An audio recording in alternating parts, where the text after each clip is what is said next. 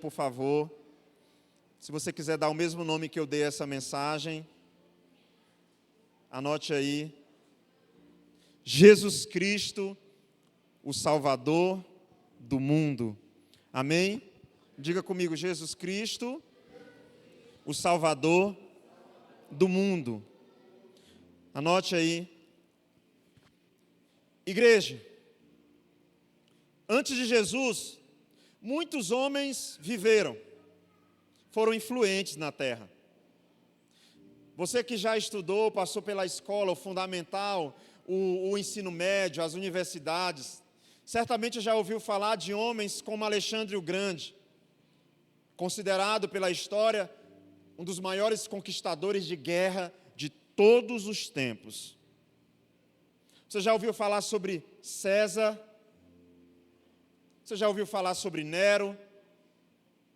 Você certamente ouviu falar sobre Buda? Você ouviu falar sobre o Egito? Você ouviu falar sobre Faraó? Sobre o Império Persa? E tantos outros. Antes de Jesus viveram filósofos, homens que ensinaram por muito tempo, que escreveram livros. Sócrates ensinou por 40 anos as suas teorias. 40 anos de ensinamento. 40 anos de conselhos. Platão, 5 décadas ensinando. Até hoje alguém menciona Platão em algum momento, em algum livro, em alguma teoria, em alguma frase da filosofia. Aristóteles, 30 anos de ensino. Passou por muitos lugares, muito conhecido nas academias de ensino. Mas esse culto não é sobre nenhum desses homens. Esse culto não é sobre nenhum desses conquistadores.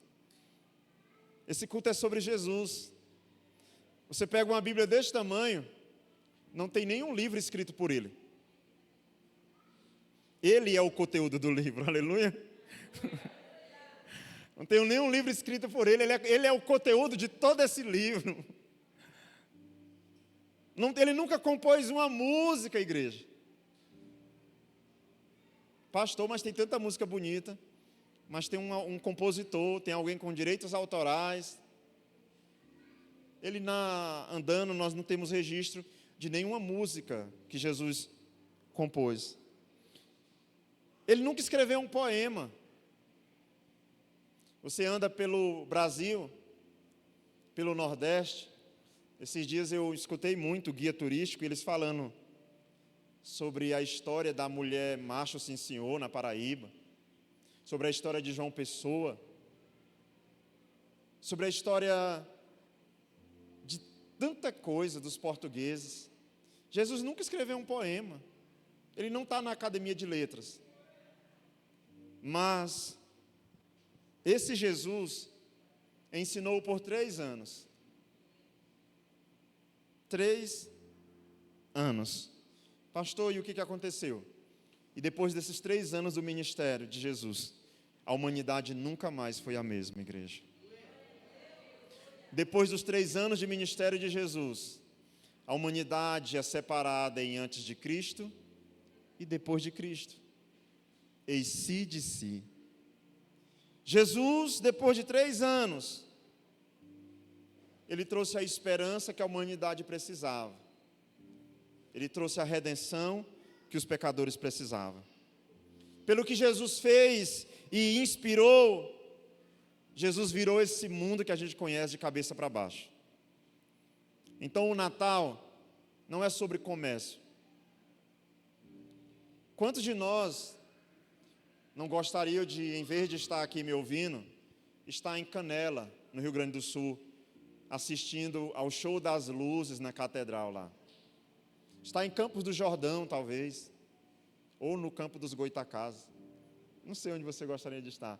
Em Paris, vendo as luzes de Paris, ou em Veneza, ou quem sabe nas lindas mansões brancas da Grécia.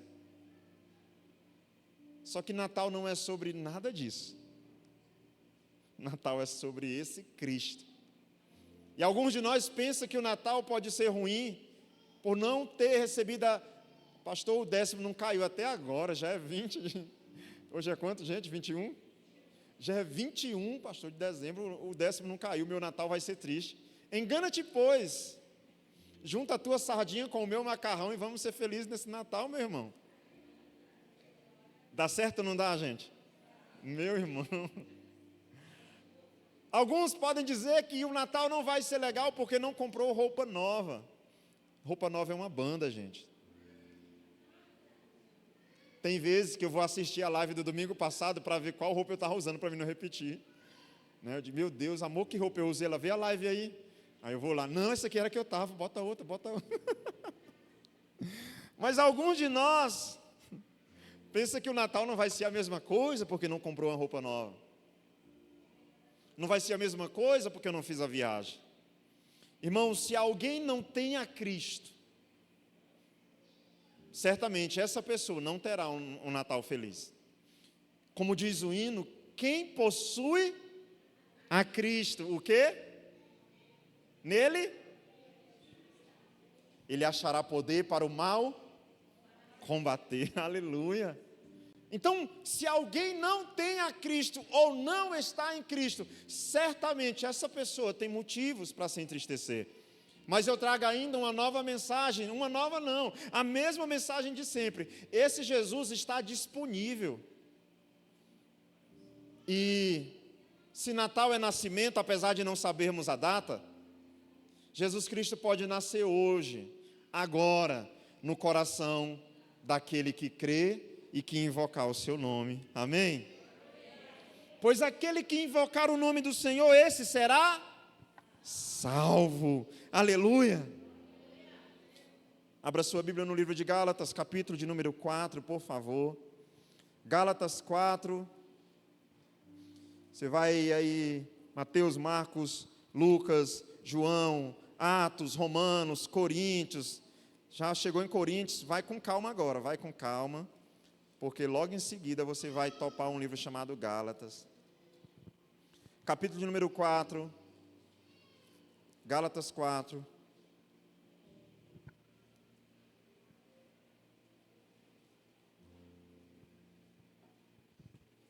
Você recebeu um imã de geladeira aí? Ô, gente, não joga no fora, não. Toda vez que você olhar para essa foto, não é para ser... Porque aqueles que vão de madrugada na geladeira, né? Aí, oh meu Deus, que foto é essa? Não é para se assustar. A gente pode até não ter tanta beleza, mas tem unção. Aqui é para você lembrar de 1º de janeiro a... Deixa eu ver, dezembro de 2026 é quanto dia? 31? De 1º de janeiro a 31 de dezembro de orar por nós. Aí eu vou te pedir só um favor. Ora toda vez que você for beber água. Toda vez que você for beber água, ora pela gente, amém? Coloca lá na sua geladeira. Se você é daqueles que tem um frigobarzinho no quarto, aí pega mais um na saída, que é para você, quando for beber lá também no quarto, você orar por nós. Mas é um calendáriozinho, é uma pequena lembrancinha. E aí tem um imã aí, você cola no armário, na geladeira, cola no carro, algum lugar aí para você usar e lembrar das datas, amém? Se quiser marcar logo aí algumas datas especiais, estou brincando, marca agora não. Gálatas capítulo 4, verso 4, a Bíblia diz: mas quando chegou a plenitude do tempo, Deus enviou seu Filho, nascido de mulher, nascido debaixo da lei, a fim de redimir os que estavam sob a lei, para que recebêssemos a adoção de... A Bíblia fala que Natal é tempo de celebrar, pois estávamos perdidos e fomos achados filhos. Amém? Se você puder anotar assim, Natal fala que eu fui adotado como filho. Natal fala de que eu fui adotado como filho. Se você puder anotar ainda, o Natal é o cumprimento das profecias de Deus para a minha vida. No livro de...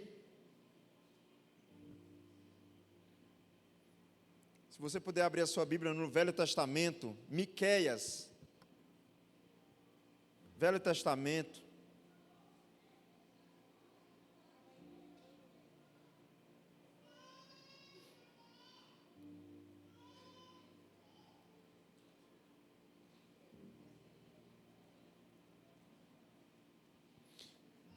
se for encontrando, diga amém. Amém.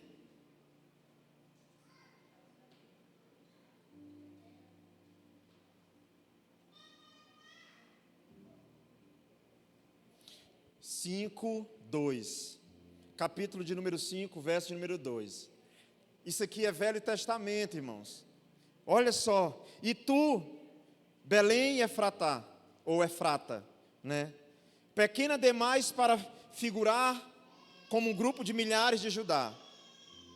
De ti me sairá o que há de reinar em Israel, aleluia. Cujas origens são desde os tempos antigos, desde os dias de que, irmãos? Da eternidade. Portanto, verso 3, o Senhor os entregará até o tempo em que ele está em dores, até o tempo em que a que está em dores tiver dado à luz. Então, o restante dos seus irmãos voltará aos filhos de Israel. Ele se manterá firme, apacentará o povo na força do Senhor, na majestade do nome do Senhor, seu Deus, e eles habitarão seguros, porque agora será ele engrandecido até os confins da terra. Prova disso é que nós estamos hoje aqui no Bacuri. Diga glória a Deus. Verso 5, ele será a nossa paz, aleluia. Quando a Síria vier à nossa terra e quando passar sobre os nossos palácios, levantaremos contra eles 7 pastores e 8 príncipes dentre os homens. Nós poderíamos continuar lendo, mas por enquanto está bom. Vá para o livro de Lucas, capítulo 2 agora. Novo Testamento. Terceiro livro, Lucas capítulo 2, abra sua Bíblia, em Lucas 2, algum de vocês já conhece essa narrativa,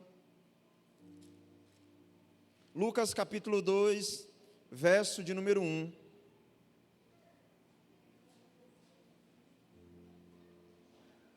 naqueles dias, César Augusto publicou um decreto ordenando o recenseamento de todo o Império Romano. Este foi o primeiro recenseamento feito quando Quirino era governador da Síria. E todos iam para a sua cidade natal, a fim de alistar-se. Assim, José também foi da cidade de Nazaré da Galileia para a Judéia, para Belém, cidade de Davi, porque pertenceu à casa e à linhagem de Davi. Ele foi a fim de alistar-se, como Maria, que lhe estava prometida em casamento e esperava um filho. Verso 6, enquanto estavam lá, chegou o tempo de nascer o bebê. No verso 7 diz, e ela deu à luz o seu primogênito, envolveu-o em panos e colocou em quê? Em uma manjedoura, porque não havia lugar para ele na hospé. O Natal mostra que Deus cumpriu a primeira promessa de enviar o Filho dele, e por isso ele vai cumprir a segunda também, de enviar ele para buscar a sua igreja gloriosa. Você crê nisso? O nascimento de Jesus fala de simplicidade. Isso nos leva a uma profunda reflexão. Porque nos dias de hoje, alguns em família estão preparando um Natal que tem tudo, menos Jesus. Tem decoração, tem presépio, tem panetone, tem a ceia, e que ceia. Os porcos, quando chega perto do Natal, tudo que eles queriam era pular do chiqueiro e sumir no mundo. Porque quando chega Natal, os banquetes, né? O povo mandando foto no grupo da família, dizendo: a gente organizou, quem não veio perdeu. Nem no Natal não deixa deboche. Manda foto do porco inteiro, a pururuca lá, dizendo: quem não veio perdeu. Então nós corremos o risco de ter um Natal com tudo, menos com Jesus, diga misericórdia. Jesus nasceu e foi colocado em uma manjedoura, ensinando que o evangelho que ele viria pregar era sobre simplicidade, igreja, e não sobre glamour. Pastor, então não pode ter coisas boas na ceia? Pode, contanto que o nosso coração não esteja nisso. Contanto que se uma criança correndo derrubar a mesa, o Natal continuará tendo o mesmo significado. Pois Natal não é a beleza, a forma como a mesa posta está posta, mas é a forma como Cristo viveu, morreu, ressuscitou e está à destra de Deus Pai, intercedendo por nós. No livro de Isaías, capítulo 53, Velho Testamento, Isaías 53, abra sua Bíblia, no livro de Isaías, capítulo 53, por favor.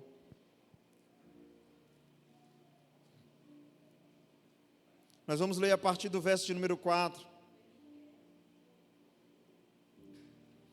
Certamente Ele tomou sobre si as nossas enfermidades, e sobre si levou as nossas doenças. Contudo, nós o consideramos castigado por Deus afligido e atingido e afligido.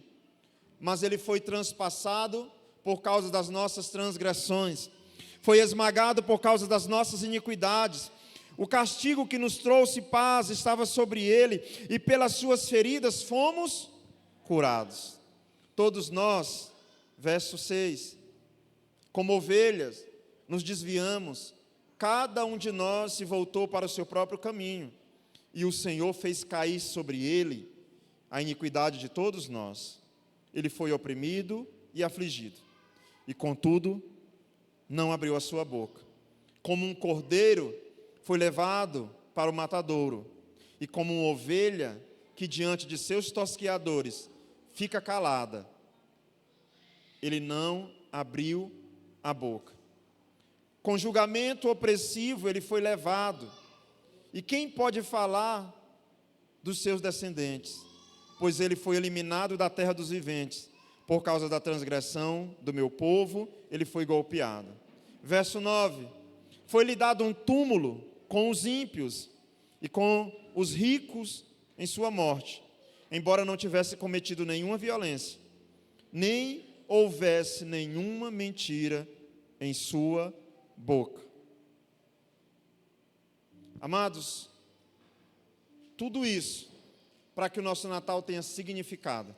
Se você puder anotar assim no seu caderninho: o meu Natal terá significado. Anote aí como forma profética para você, no nome de Jesus. O meu Natal terá significado. Aleluia. O Natal de Jesus, irmãos, divide a história da humanidade. O nascimento de Jesus anuncia o tão grande plano de Deus para as nossas vidas. O Natal é a expressão máxima de amor e esperança. Natal é a certeza da segunda volta. Ele não é mais o bebê, ele é o Jesus homem. Amém? Você crê nisso? O meu Jesus é o Jesus homem. No verso de Lucas, capítulo número 1 de Lucas, número 1, capítulo 1, se você puder abrir no verso 35, nós lemos o 2, vamos só voltar um pouquinho para entender uma coisa. Lucas 1, 35.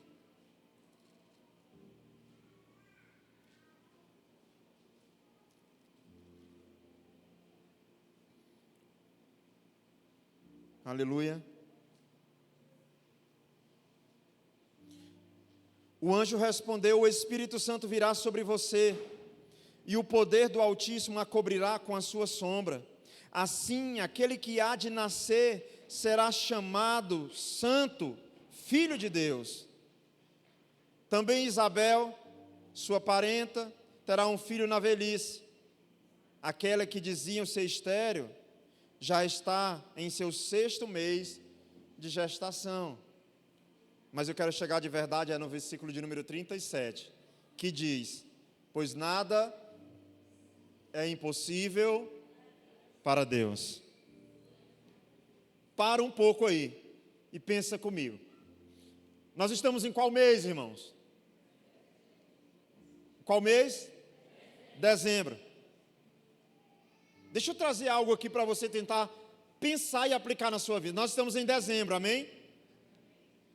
Dezembro parece que é tarde demais para gerar algo. Pense comigo. Dezembro é tarde demais para gerar algo. Eu já deveria ter gerado isso em janeiro, fevereiro, março, abril. E parece que é impossível nascer algo em dezembro. Porque o mês está acabando, hoje é 21, né? Parece que o mês está acabando, de fato está. O ano está se findando. Desses 365 dias, dessas 8.760 horas que um ano tem, alguém pode estar neste culto, às vésperas do Natal, dizendo: pastor, é tarde demais para viver algo que eu queria ter vivido esse ano. E é cedo demais para gerar alguma coisa. Agora preste atenção e volte comigo a ler o que nós acabamos de ler. Lucas 1:35. O anjo respondeu: o Espírito Santo virá sobre você, e o poder do Altíssimo a cobrirá com a sua sombra. Assim, aquele que há de nascer será chamado Filho de Deus. Também Isabel, sua parenta, terá um filho em que tempo, irmãos? Na velhice. Aquela que diziam ser o quê? Estéril, ou seja, não gera nada, não acontece nada esse ano, já era. Ela já está em seu 6º mês de gestação, pois nada é impossível para... Se eu tiver que deixar uma mensagem para você nesse Natal, eu quero te dizer que nada é impossível para Deus, igreja. Os planos de Deus para a minha e para a tua vida não dependem de meses, não dependem de época do ano, não dependem de circunstâncias. Deus é que opera o milagre, Ele é que sabe todas as coisas, Ele é que tem todo o poder. Você crê nisso? Em nome de Jesus. E para isso, eu quero te fazer algumas rápidas perguntas. Hebreus 11:6 diz: sem fé é impossível agradar a Deus, pois quem dele se aproxima precisa crer que ele existe e que recompensam aqueles que o buscam.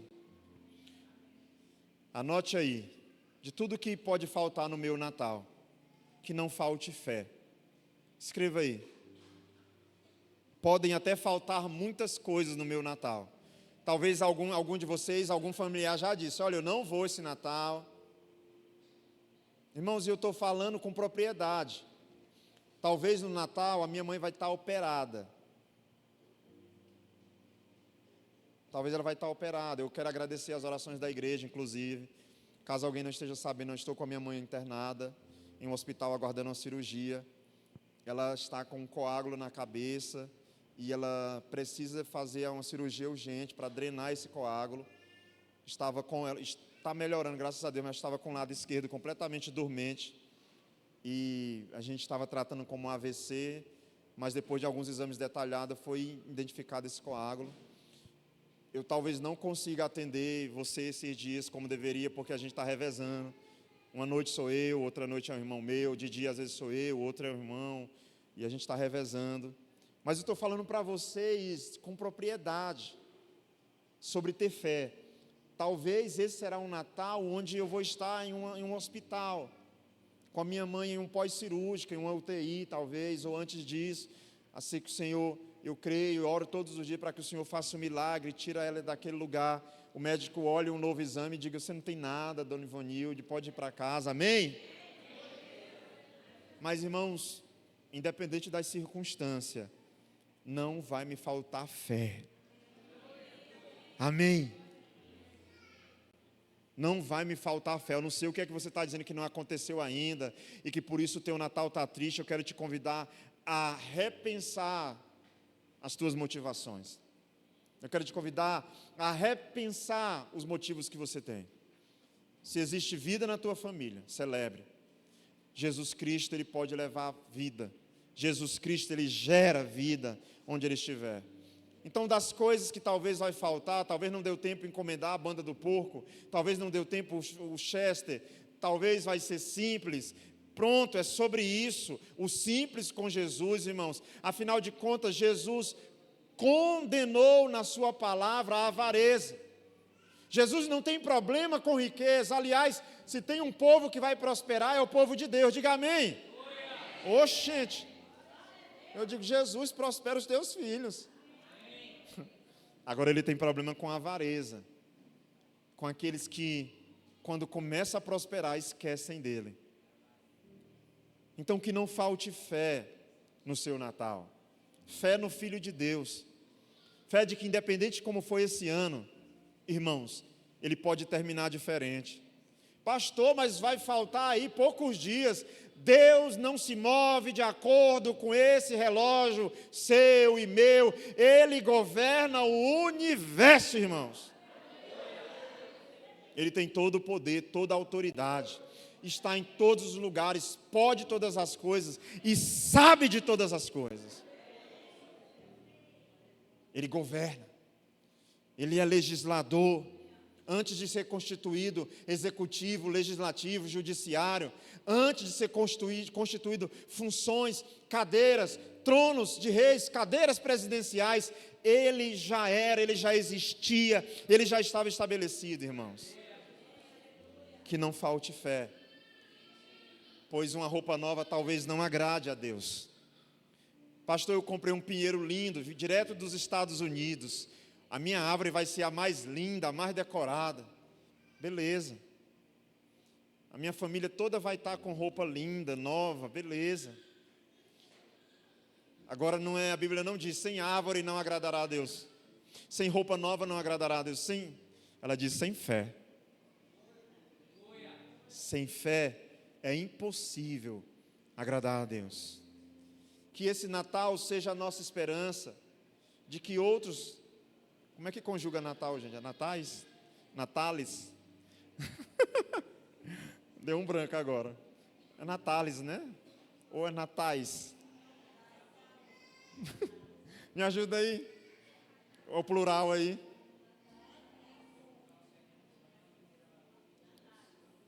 Natales? Pois é. De que outros natales ou natais virão, amém? Mas antes de concluir, eu quero fazer uma analogia. Eu sempre busco fazer essa analogia todo Natal, independente de onde eu estiver. Nós lemos no livro de Lucas capítulo 2 que ele foi colocado em uma, quando nasceu, manjedoura, porque a hospedaria estava... Você já viu como é a imperatriz quando está tendo algum evento grande, a FECOIMP, esses eventos assim? Tenta se hospedar para você ver, está tudo cheio. Eu já fui uma vez em um desses hotéis aqui, estava acontecendo, acho que era alguma coisa desse sentido. Um campeonato de kart, ou era a FECOIMP. Os hotéis ficam... A Bíblia narra que Jesus nasceu na época desse recenseamento, do recadastramento da população, e estava tudo cheio. Então Jesus é colocado em a manjedoura não por querer, mas por não ter vaga, aonde? Na hospedaria. Fazendo uma analogia, irmãos, nós estamos falando de dois tipos de coração. O coração que tem espaço para Jesus e um coração que está ocupado demais, cheio demais, e não pode recebê-lo. Deixa eu perguntar para você, nesse Natal, com o que mais se parece o teu coração? Com uma hospedaria ou com uma manjedoura? Nesse Natal, irmãos, como a nossa vida mais está parecida? Com um lugar que tem espaço para Netflix e novo seriado de Stranger Things, tem espaço para tanta coisa, tem espaço. Essa é uma época onde os shopping estão lotados, né? Estava oferecendo aí 10 mil para quem queria ser o Papai Noel. Não sei se já teve o concurso, se já elegeram, né? Alguém disse que eu já poderia até me candidatar, né? Já estou com a barba branca, moço. Só que o Papai Noel tem cabelo, né? Essa é uma época em que os shopping centers estão lotados. A nossa casa é cheia de confraternização, de brincadeira, né? Nada de ninguém, amigo da onça, é confusão, não é briga, o cara toma o presente do outro. É bom, né, essas coisas. No meio de crente, então, devolve em nome de Jesus, né? Os caras até apelam na hora de uma pessoa. Você já parou para pensar com o que mais parece o nosso coração? Será que o meu coração, a Bíblia diz sobre tudo que devemos guardar, guardemos, pois, o nosso? Com o que mais o meu coração se parece neste Natal, irmãos? Com a manjedoura, lugar simples, que não era para ser o que era, mas recebeu Jesus? Ou será que o meu coração mais se parece com uma hospedaria, onde tem vaga para confraternização, tem vaga para troca de presente, tem vaga para roupas, comida? Tem gente que chega o ano novo comendo os requentados da ceia de Natal. É muita comida, irmão. Como diz no interior, é um desagero. Porque a palavra no interior não é exagero, é desagero. Para quê? Ó, irmã Laide aqui confirmando. Para que esse desagero, gente? Depois de grande eu descobri que a palavra certa era exagero, né? Enfim, não tentem mudar meu linguajar culto do Nordeste. Eu amo ele. Então, irmãos, com o que mais parece o nosso coração? E alguém pode dizer, pastor, mas o Natal é árvore de Natal. Irmão, vamos lá. Primeiro, não é sobre data, amém? Não vai entrar em confusão, vai ter gente dizendo, para que você é cristão, vai juntar a família no Natal, Jesus nem nasceu no Natal. Talvez não. É mais provável que Jesus tenha nascido na época da Páscoa ali, por causa do clima. Você já leu o nascimento de Jesus, a época do clima, a temperatura. É mais provável que fosse lá para abril. Mas, irmãos, a Bíblia diz que ele nasceu, amém? Esposas, algumas vezes o marido esquece a data do aniversário de casamento. Isso não significa que ele não a ame. É porque nós, homens, a gente tem tanta responsabilidade, tantas preocupações. Então uma coisa não tem nada a ver com a outra. Não é porque não lembra o dia que começou, que isso quer dizer que não existe amor e que não seja importante. Então tem gente que fica no Natal discutindo. Ah, mas nem foi em dezembro. Irmão, deixa essa discussão de lado. Ele nasceu, cresceu, morreu e ressuscitou. E já que param nessa data para celebrar, nós vamos reunir com a nossa família. Diferente do mundo, que é Papai Noel, que é tanta coisa, o nosso Natal é Jesus Cristo, amém? Amém. Glória a Deus. Então, uma observação. Vigie. Você é cristão. Tem coisas que não convém.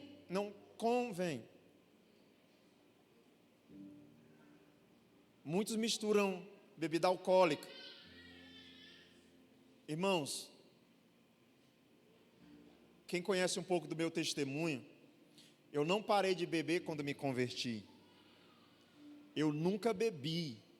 Foi uma decisão minha, pessoal. porque eu vi o que o álcool faz. Eu vi o que Provérbios diz sobre o álcool, que ele é escarnecedor. Eu vim de uma família onde o álcool levava a agressões dentro de casa, a espancamento, a violência. Então eu não decidi não me misturar com álcool depois de cristão. Eu decidi que o álcool não faria parte da minha vida, porque ele é escarnecedor. E eu queria ter uma vida sóbria, uma vida com entendimento. Então não precisa ser cristão para entender que o álcool não deve se misturar com a nossa vida. Basta ter entendimento das coisas. Basta você ter consciência e ser racional. Parte das drogas ilícitas só foram possíveis por causa do álcool.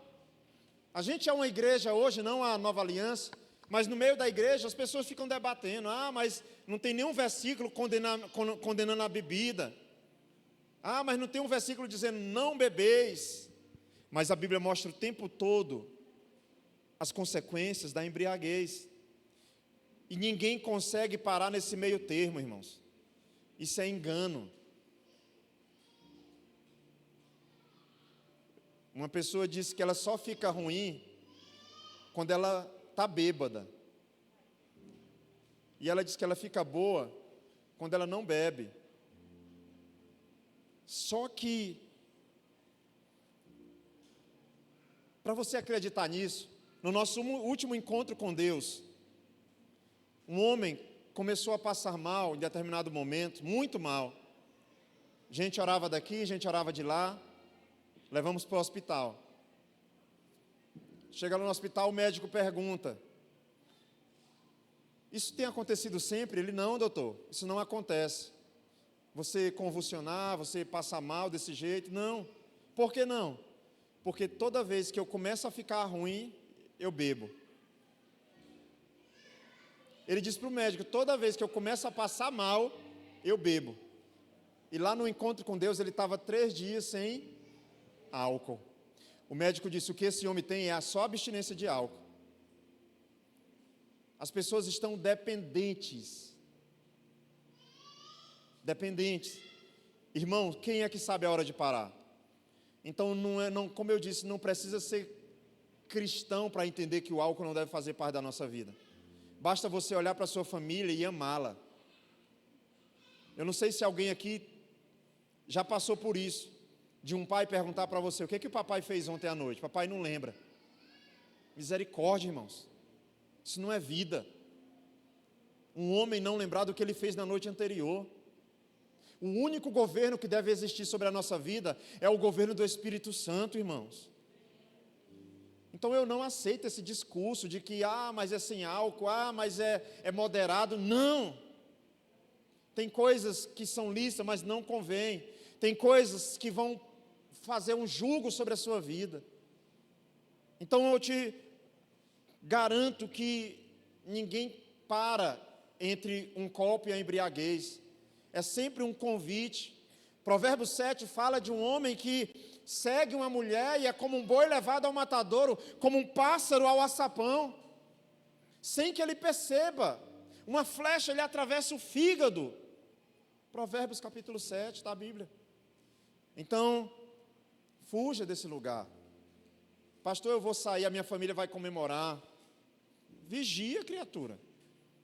Eu sou crente, eu não vou para a ceia. Vá, mas não se misture. Tem gente que, se alguém oferecer um copo de cachaça, o ímpio é ímpio, irmão. Assim como nós evangelizamos, o ímpio vai oferecer um copo de cachaça. Mas nós precisamos ter domínio próprio. E entender que Deus é glorificado quando nós, por amor a Ele, não aceitamos os manjares do rei. Daniel não foi quem ele foi por ter ido para a Babilônia, ele foi porque ele foi por estar na Babilônia, não aceitar os prazeres da Babilônia. Amém? Obrigado, Mateus. Então eu creio que vigie bastante. Essa é uma época que o grande número de cristãos se afasta da presença do Senhor. Diga misericórdia. Eu não vou falar aqui sobre decoração, eu creio que vocês têm entendimento, são livres. Tem muita conversa aí que não tem sentido, de que as luzes são... Irmão, Ele é o sol da justiça, Ele é a luz do mundo, amém? Então não vamos falar sobre pisca-pisca aqui, mas nós sabemos que tem muita coisa sendo celebrada errado. Tem muita casa, festa que vai ter tudo menos Jesus. Que não falte fé no seu Natal. Que o seu coração mais se pareça com uma manjedoura do que com uma hospedaria. Que exista espaço para Jesus no seu coração, na sua vida, na sua família. E que você possa levar o amor de Jesus aonde você estiver nessas festividades de final do ano. Amém? Glória a Deus. Nós vamos ceiar. Esse é um culto de Santa Ceia. A ceia só é possível por causa do que a gente acabou de falar. Eu acho que os irmãos todos ficaram sabendo, se não todos, quase todos. A gente perdeu uma pessoa muito especial essa semana, o Madison. Deus o recolheu.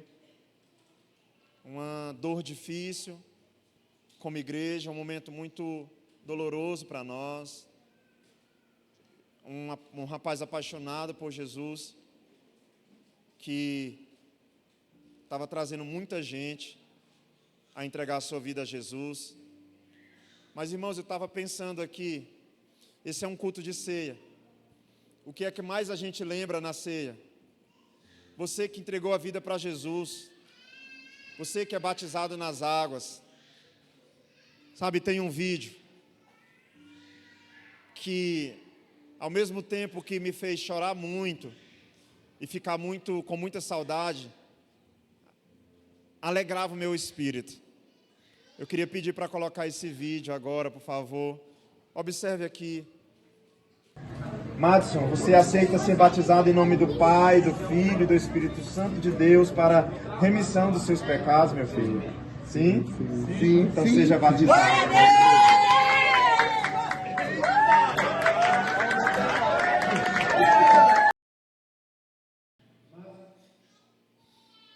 Ele nasceu de novo, irmãos. O Madison havia nascido de novo, com pressa para o batismo, com pressa para emergir nas águas, com pressa para sair das águas como uma nova criatura.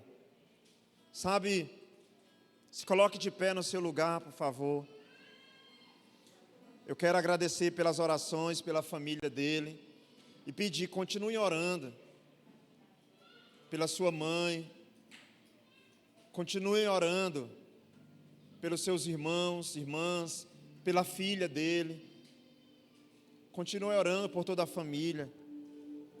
A palavra de Deus diz no livro de Coríntios, é um texto que nós repetimos, todo o culto de ceia aqui, capítulo de número 11, verso de número 23, 1 Coríntios 11, 23,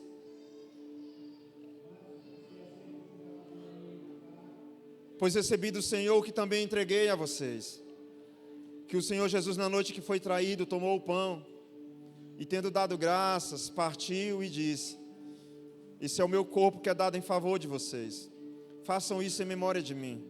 Da mesma forma, depois da ceia, ele tomou o cálice e disse: esse cálice é a nova aliança no meu sangue, façam isso sempre que o beberem em memória, porque sempre que comerem deste pão e beberem deste cálice, vocês anunciam a morte do Senhor, até que Ele venha. Portanto, todo aquele que comer o pão ou beber o cálice do Senhor indignamente, será culpado de pecar contra o corpo e o sangue de Jesus. Examine-se cada um a si mesmo, e então coma e beba, pois quem come e bebe sem discernir o corpo do Senhor, come e bebe para a sua própria condenação. Esse mundo estava perdido, irmãos. A ceia fala de um sangue que foi capaz de libertar nossas almas. A ceia fala do corpo de Jesus Cristo que foi oferecido como substituição pela minha vida e pela tua.